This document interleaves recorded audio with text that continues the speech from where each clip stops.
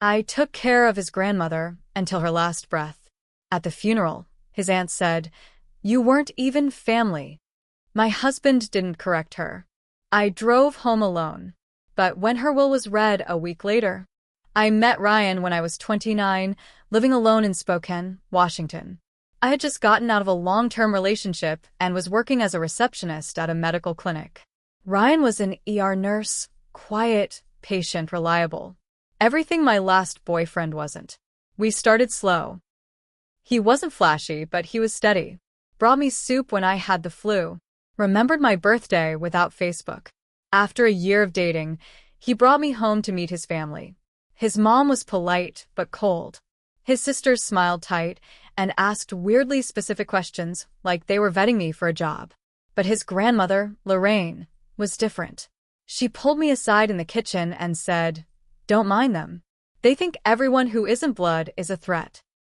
Then she poured me a glass of wine and told me about her first marriage. That's how we connected, from the very beginning. She saw me. Not as an outsider, but as someone who didn't quite fit like her. Ryan and I got married after 2 years. Small ceremony. His family didn't help with anything.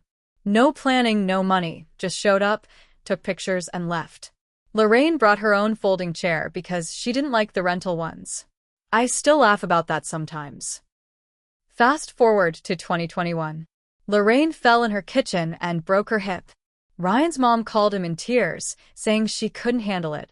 Ryan said we'd take care of her until she was better. I didn't even think twice. I loved Lorraine, but it didn't stop at recovery. After surgery, her mind started to slip, early-stage dementia, according to the doctors. She didn't recognize the mailman, forgot where the bathroom was. She stopped cooking, stopped cleaning. Ryan's mom visited twice that month. His sisters didn't even come. They said they couldn't handle seeing her like that. So she moved in with us. We converted our spare bedroom, bought rails for the bed, a walker, adult diapers. I called off a job interview because no one else could stay home with her that day. That was the first of many sacrifices I made without ever being asked to. Ryan kept working full-time. Said he was too emotionally close to handle the day-to-day care. That's what he told his mom anyway. The truth? He didn't want to deal with the mess, the smell, the crying spells. So I did. I learned how to change her without making her feel humiliated. I memorized her meds, her schedule, her triggers. I cleaned up after her accidents. I missed my friend's wedding in Portland. I stopped going to yoga. I barely slept. Every single day revolved around Lorraine's care. And Ryan?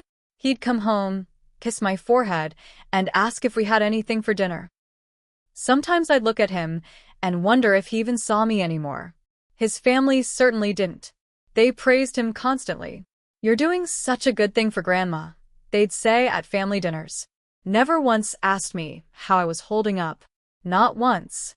Lorraine would tell me she loved me when Ryan wasn't around. I started to wonder if she knew, if she saw how alone I felt in that house, even though I wasn't by myself. When Lorraine's health declined to the point where hospice was brought in, the nurse told me most families don't last long caregiving like this. She said, "It's usually a daughter or daughter-in-law who ends up doing everything." That stuck with me. Lorraine died in her sleep on a cold morning in February. I found her. She was curled up in bed, like she was just napping. I sat with her for hours before anyone else woke up.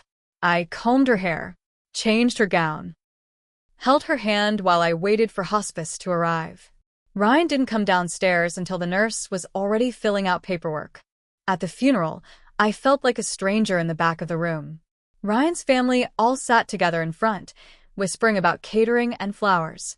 I stood off to the side, emotionally gutted and exhausted.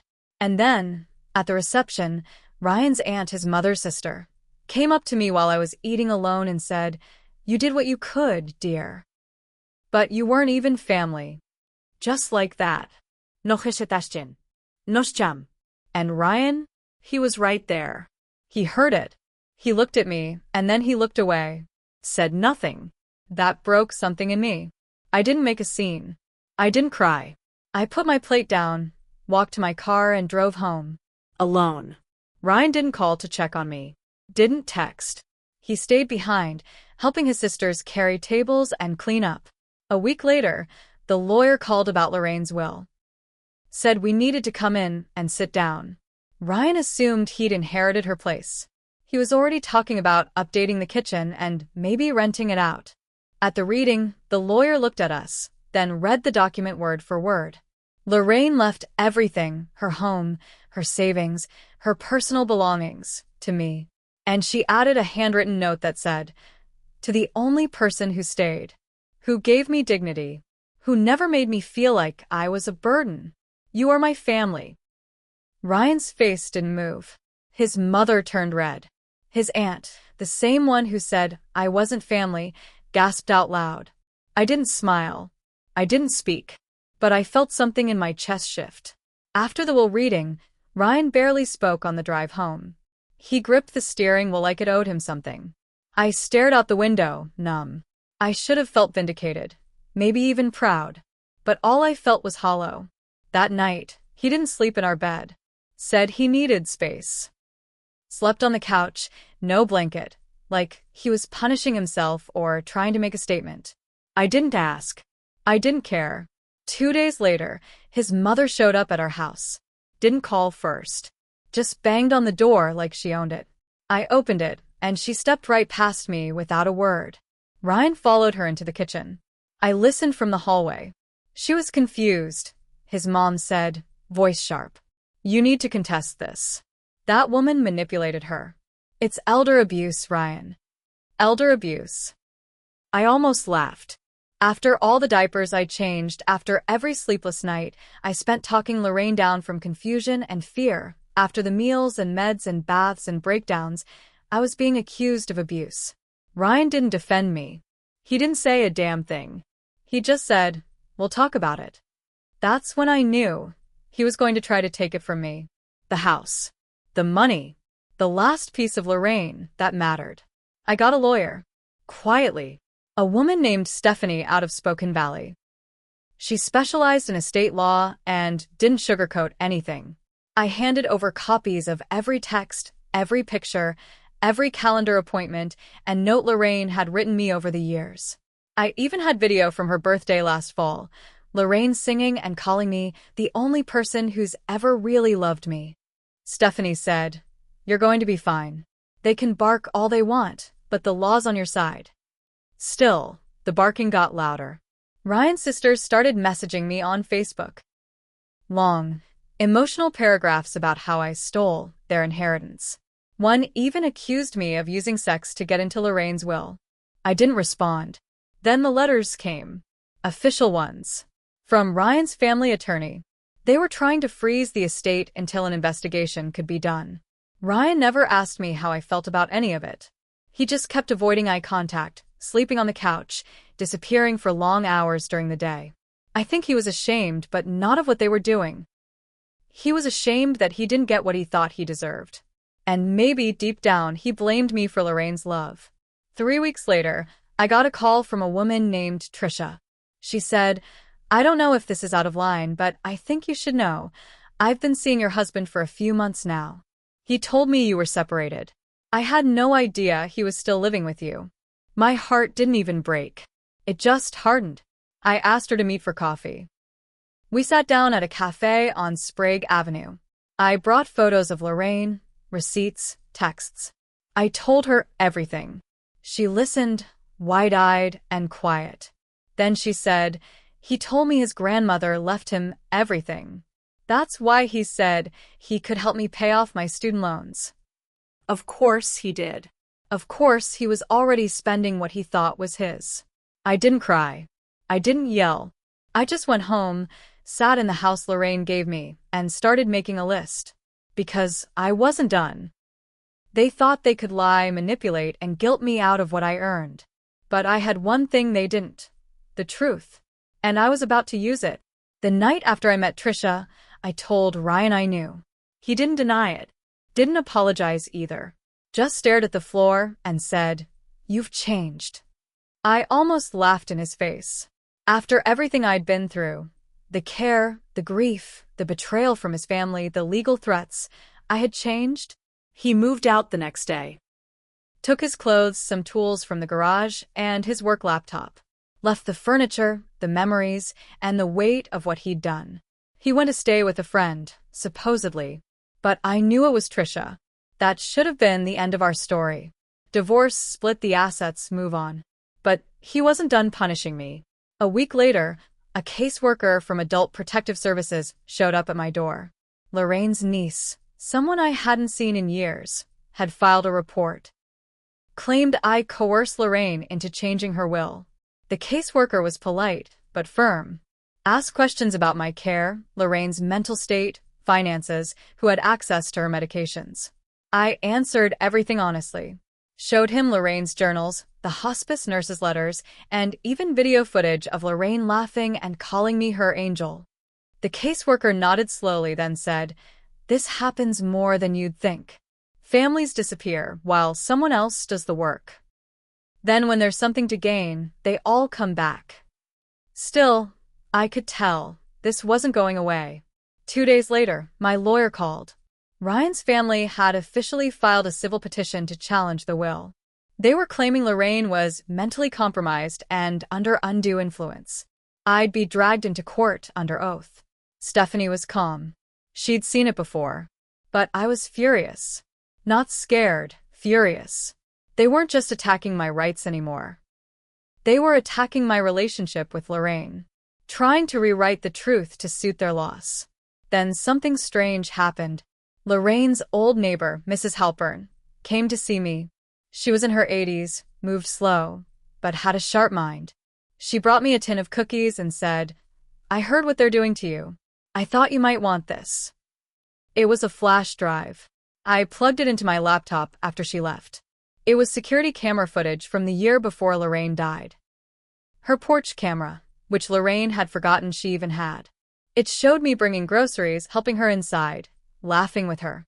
It showed Ryan's mother pulling into the driveway, sitting in her car for 10 minutes, then driving off without ever getting out. It showed Lorraine walking to the mailbox with me at her side, chatting away. But more importantly, it showed Lorraine, on her birthday, sitting on the porch and reading aloud from the draft of her will. She said, "Clear as day, this is my decision. I'm not confused. If they want to come see me, they can. But they won't. And she's the only one who's ever stayed." I sat at the table watching it, fists clenched. It wasn't just proof. It was Lorraine's final word. So I made a copy, and I sent it anonymously to every single member of Ryan's family. And I waited, because I knew this wasn't over. But now I had the truth, and it was about to burn every lie they'd built.